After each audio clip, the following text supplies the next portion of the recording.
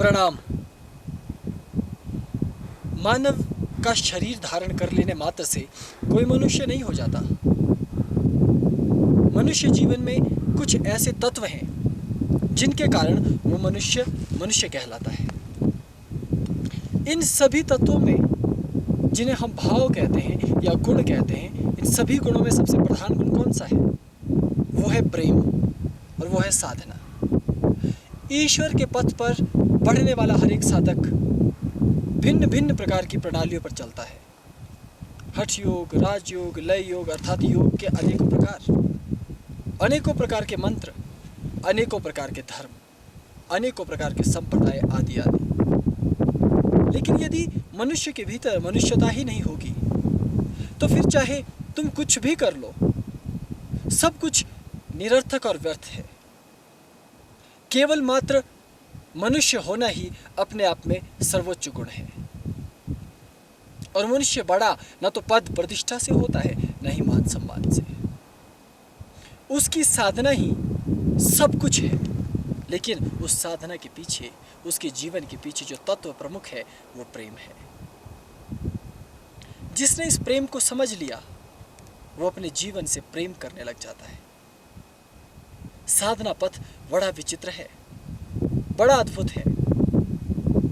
हिमालय पर रहने वाले सिद्धों ने, हम योगियों ने और हमसे पूर्व इस स्थान पर रहे ऋषि मुनियों ने इस प्रेम को जाना, इसकी अद्भुत गति को जाना और उन्होंने सर्वप्रथम मानव होने के लिए कुछ सूत्र दिए।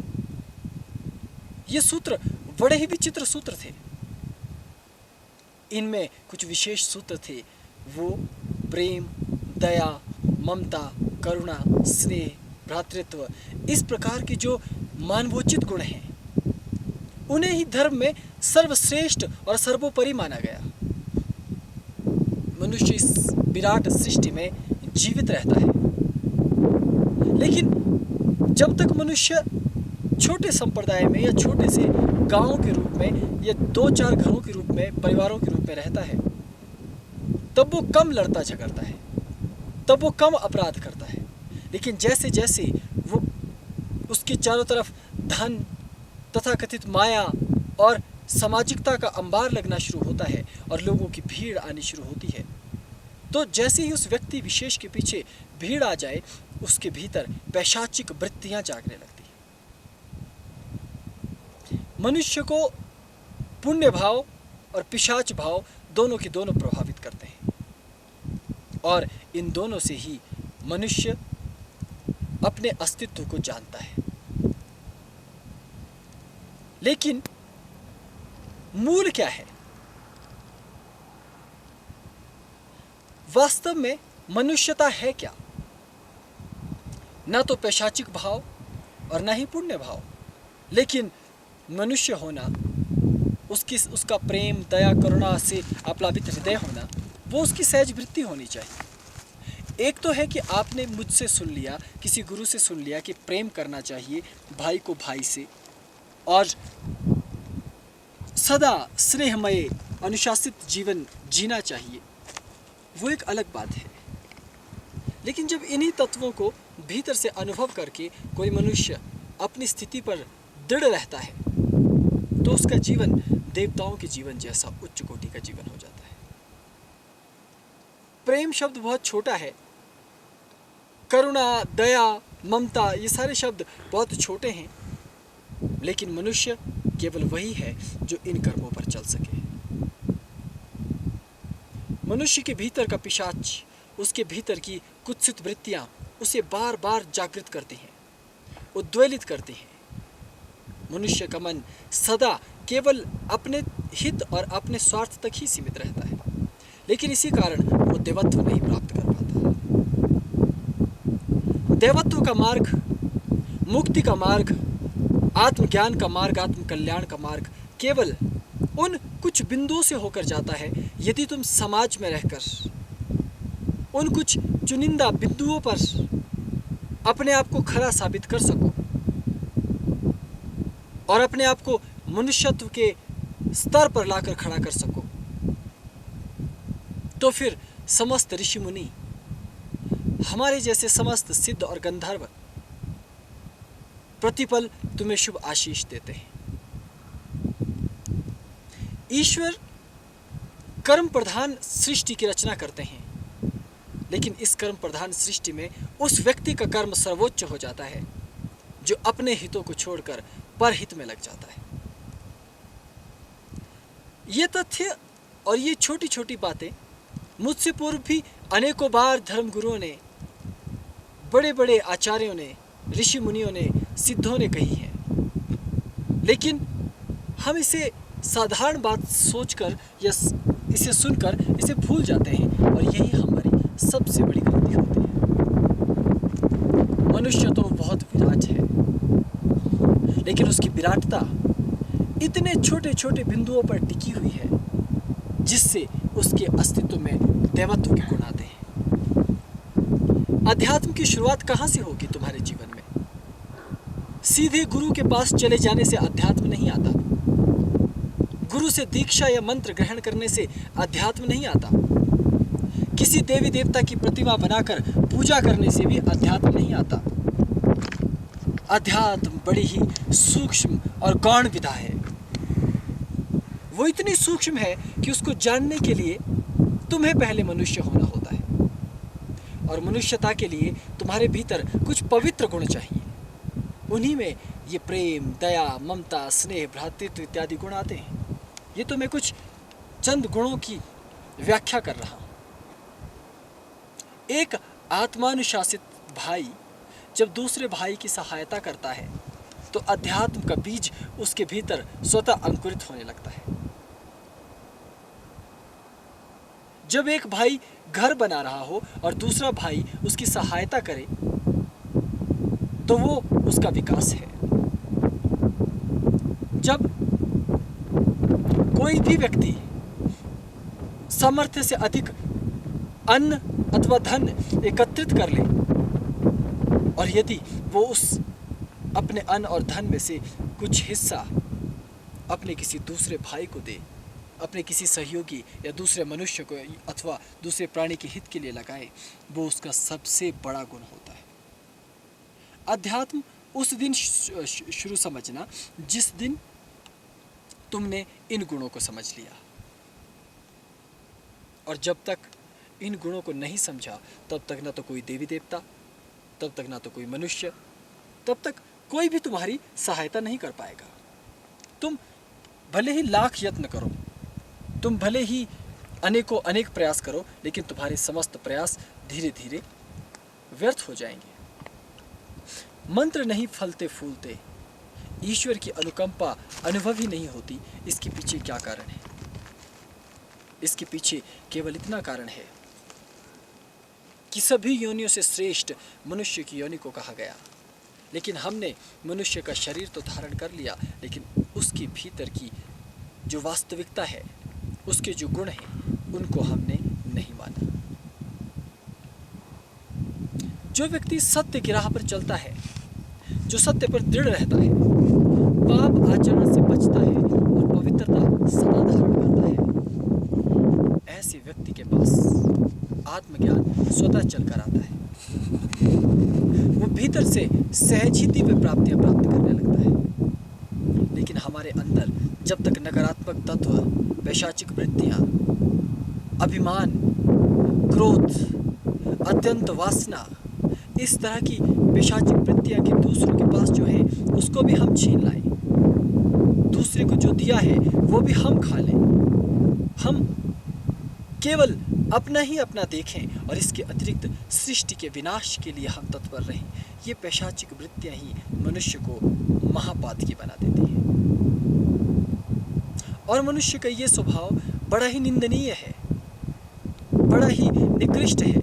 इसीलिए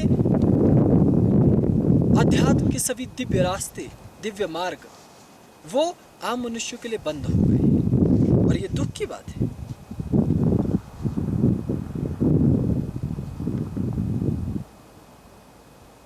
ऐसे में साधक अब क्या कर सकता है?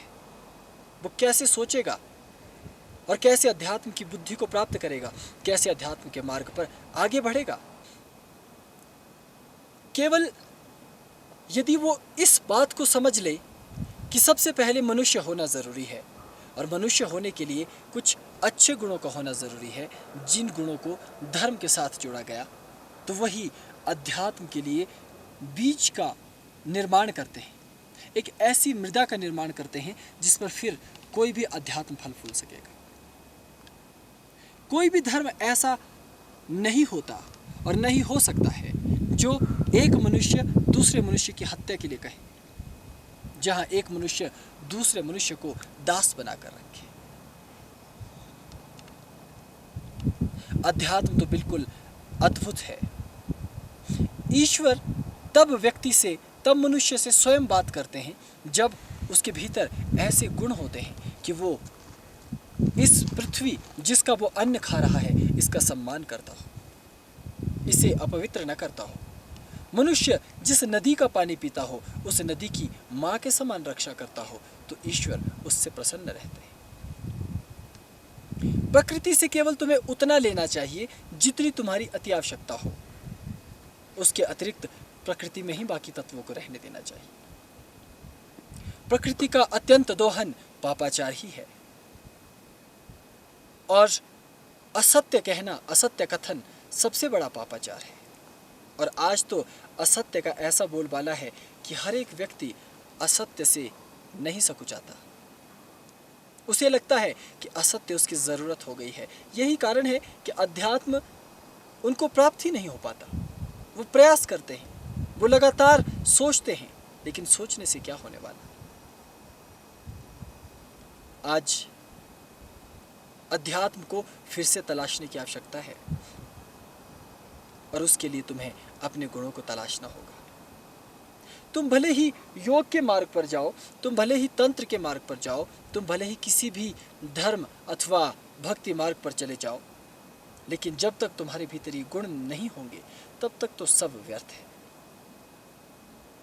हिमालय पर भी सिद्ध, गंधर्व इत्यादि, साधक इत्यादि लंबे समय तक बीहड़ों में क्यों रहते हैं? ताकि वो अपने अस्तित्व को भुला सके। और वो वर्षों अकेले में रहते हैं, जहां अपने सिवा किसी मनुष्य को नहीं पाते। और जब वो पूरी तरह से हृदय से रिक्त हो जाते हैं, उस स्थिति में वो अपने दिव्य गुरु के पास जाते हैं और केवल उन्हीं के पास कुछ वर्षों रहते हैं।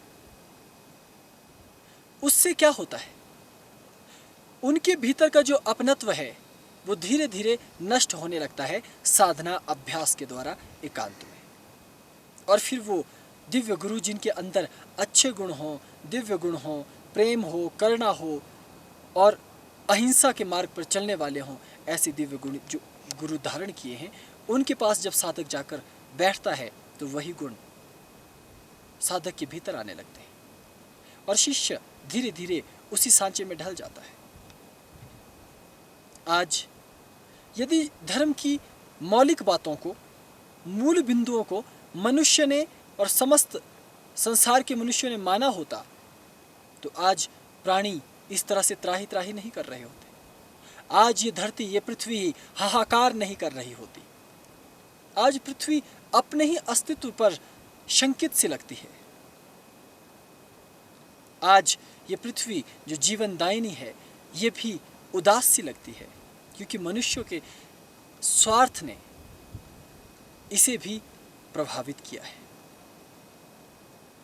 इसलिए अध्यात्म से हम कोसों दूर होते चले गए, इसलिए हम धर्म से दूर होते चले गए।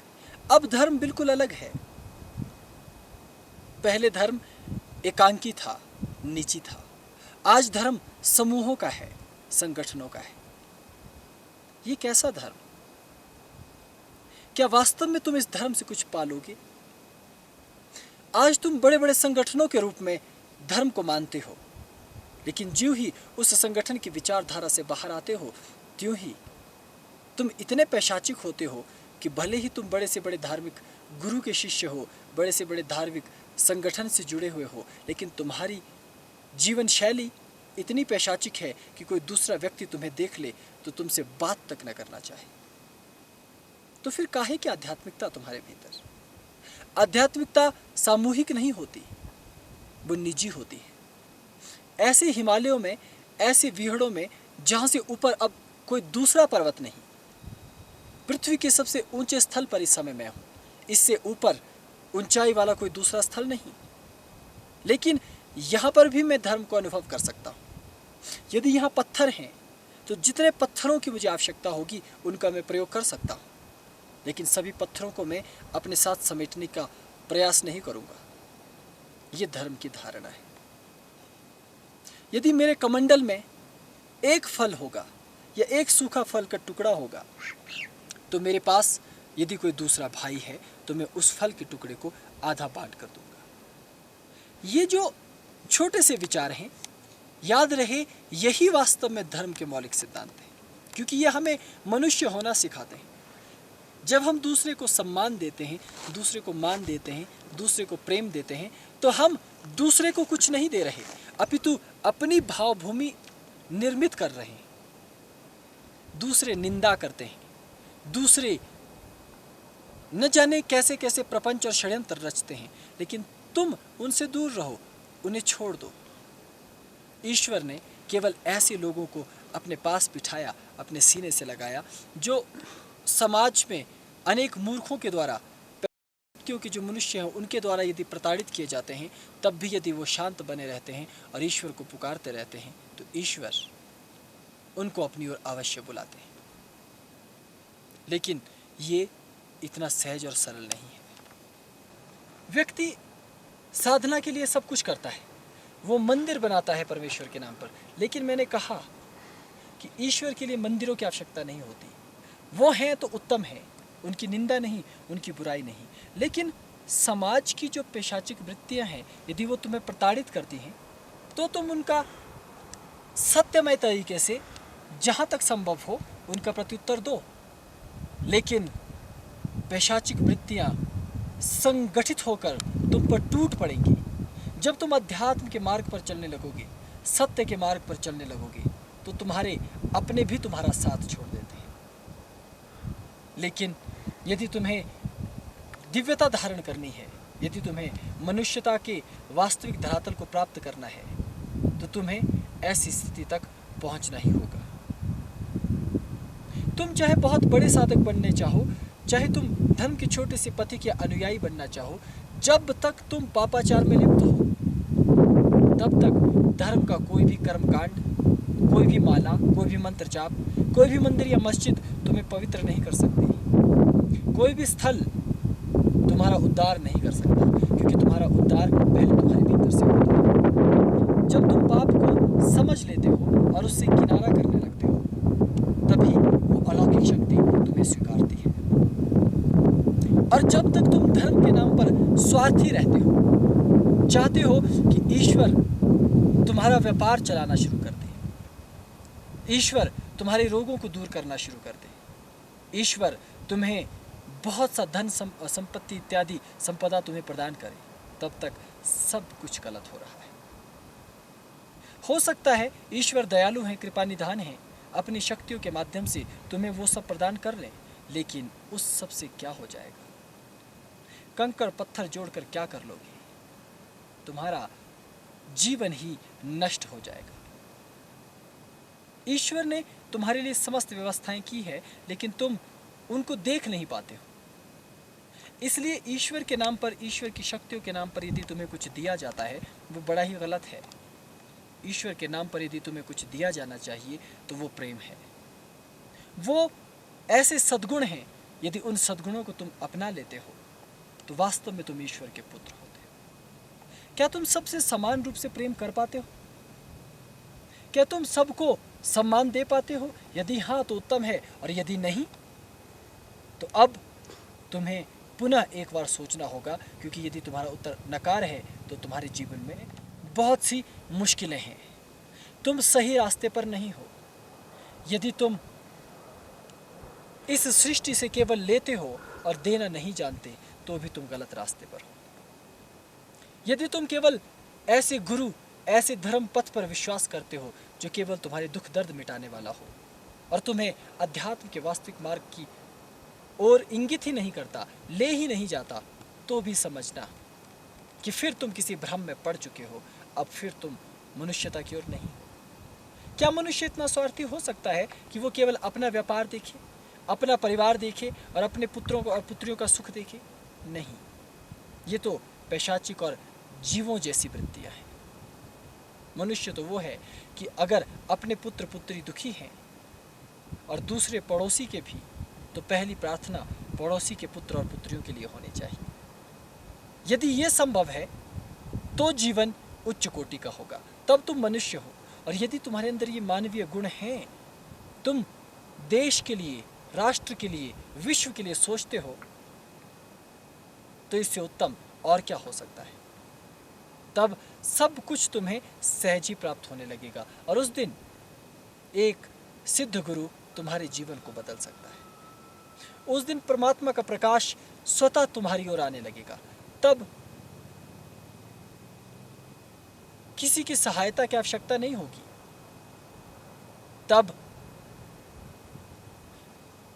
छोटी छोटी चीजों के लिए तुम्हें परमेश्वर से प्रार्थना नहीं करनी होगी। इसलिए प्राचीन काल में हमारे पूर्वज जो भी कुछ प्राप्त करते थे, उसमें से कुछ हिस्सा ईश्वर के नाम पर रख देते थे और उसे समाज में बांटते थे। मैं चाहूं तो कथा और प्रसंग यहां भी दे सकता हूं, लेकिन मैं नहीं दूंगा, क्योंकि तुम साधकों खोज लो स्वयं। मैं केवल ये बताना चाहता हूं कि ये जो प्राचीन काल से धर्म के नाम पर कुछ सद्गुणों की बात की जाती रही है, उनको जानना और अपनाना बड़ा ही जरूरी है। यदि तुम उन पर आचरण करते हो, तुम उनको ग्रहण करते हो, तो तुम्हारा जीवन वास्तव में एक ऐसी स्थिति पर पहुंच जाएगा जहां प्रकाशित होना बड़ा ही सहज है, बड़ा ही सरल और आसान है। लेकिन दुख की बात यह है कि तुम साधना भी कर रहे हो, ईश्वर के नाम पर बड़े बड़े मंदिर, आश्रम और भी न जाने क्या क्या चीज़ों का निर्माण कर रहे हो, विशाल प्रतिमाएं, विशाल यज्ञों के आयोजन, विशाल पूजन और विशाल जागरण इत्यादि, और भी न जाने परमेश्वर को बुलाने के लिए, ईश्वरीय शक्तियों को प्रसन्न करने के लिए क्या क्या प्रपंच कर रहे हो। तुम्हारे ये सभी प्रपंच तब तक प्रपंच ही रहेंगे जब तक मौलिक रूप से तुम सबसे स्नेह और प्रेम करने न लग जाओ। धर्म के मूल सिद्धांत जब तक तुम्हारे भीतर ना हो, तब तक कुछ नहीं होगा। तुम किसी भी रंग की चोले धारण कर लो, किसी भी धर्म के अनुयायी हो जाओ, वो सब केवल व्यर्थ की बातें हैं। जीवन को इन बिंदुओं के आसपास ही ऋषियों ने पाया। इसलिए उन्होंने कहा कि पैशाचिक वृत्तियां, असत्य वृत्तियां, पाप वृत्तियों का परित्याग करना चाहिए, नशों का परित्याग कर दो। एक और तुम ईश्वर का नाम लेते हो और दूसरी ओर नशा करते हो। एक और तुम मंदिर को झुककर नमस्कार करते हो, दूसरी ओर संत और ब्राह्मणों और ईश्वर के पथ पर चलने वाले या किसी साधारण अपने ही भाई का अपमान करते हो। एक और तुम ईश्वर को नमस्कार करते हो और दूसरी ओर अपने ही लोगों की निंदा करते हो। तो तुम सा बुरा कोई नहीं, तुम सा पैशाचिक कोई नहीं, तुम्हारी जैसी दयनीय स्थिति इस पृथ्वी में किसी की नहीं। और आज तो व्यक्तिगत तौर पर तुम बुराइयां नहीं कर रहे, आज तो अब तुम समूहों में एकत्रित होकर सामूहिक रूप से किसी व्यक्ति अथवा किसी संगठन की बुराई करते हो। अर्थात पिशाच भी अब संगठन में आ गए, पाप भी अब संगठन में आ गया। तो फिर से एक बार विचार करो कि जीवन कैसे सफल होगा। यदि तुम केवल पाप और पुण्य में भेद करना जान जाओ और फिर पाप के साथ को छोड़ दो और पुण्य की पक्ष में चलना शुरू कर दो, तो उससे तुम्हें पुण्य मिलता है। लेकिन किसी ने कहा कि पुण्य केवल स्वर्ग देता है। बात सत्य है, लेकिन तुम यदि पुण्यों को छोड़ दो तो धीरे धीरे पुण्य तुम्हारे भीतर ही एक ऐसी भावभूमि उत्पन्न करेंगे कि अब वो पुण्य तुम्हें लिप्त नहीं करेंगे, बल्कि तुम्हारी भीतर की एक ऐसी स्थिति का निर्माण कर देंगे जहां अध्यात्म को जबरदस्ती प्रदान करने की जरूरत नहीं होती, जहां धर्म फिर इस तरह का धर्म नहीं होता जिस तरह के धर्म पर तुम चल रहे हो। वो धर्म ऊंचाइयों का है, ऐसी ऊंचाइयों का नहीं जैसे अभी मैं हिमालय पर बैठा हूँ। ऊंचाई अर्थात चेतना की ऊंचाई, भीतर की ऊंचाई। हिमालय पर बैठने से ही सिद्ध नहीं होता व्यक्ति, वो इन गुणों पर आरूढ़ होने से सिद्ध होता है। और मेरी केवल इतनी प्रार्थना है कि यदि तुम जाने अनजाने में मुझे सुन लेते हो तो मेरी बुराइयों की ओर न देखना, मेरे पापाचारों की ओर न देखना, केवल पुण्यों को देखना, सत्कर्मों को देखना और उन्हीं का आचरण करना। इस जगत में जो भी मिले उसके लिए ईश्वर का आभार व्यक्त करना और मानवीय गुणों को भीतर रखना, तो देखना तुम्हारा संपूर्ण जीवन बदलने लग जाएगा। तब समस्त गुरु शक्तियाँ, समस्त दैविक शक्तियाँ और यहाँ तक कि स्वयं परमेश्वर तुम्हारी ओर स्वयं आने लगेंगे और परमेश्वर तक जाने के सारे द्वार तुम्हारे लिए खुले हुए होंगे। तब तुम धर्म को समझ पाओगे, अभी नहीं, क्योंकि अभी तो तुम चाहे विज्ञान का सहारा लो, चाहे राजनीति का सहारा लो, उन सब के पीछे मौलिक केवल एक ही वृत्ति है कि तुम अपने लिए आनंद जुटा सको। और जो अपने लिए आनंद जुटा रहा है और दूसरे के लिए अपने आनंद के कारण पीड़ा दे रहा है, पीड़ा पहुंचा रहा है, तो फिर से धर्म की तरफ सोचना होगा कि क्या तुम सही धर्म और सही मार्ग पर हो अथवा नहीं। अभी के लिए इतना ही। ओम नमः शिवाय।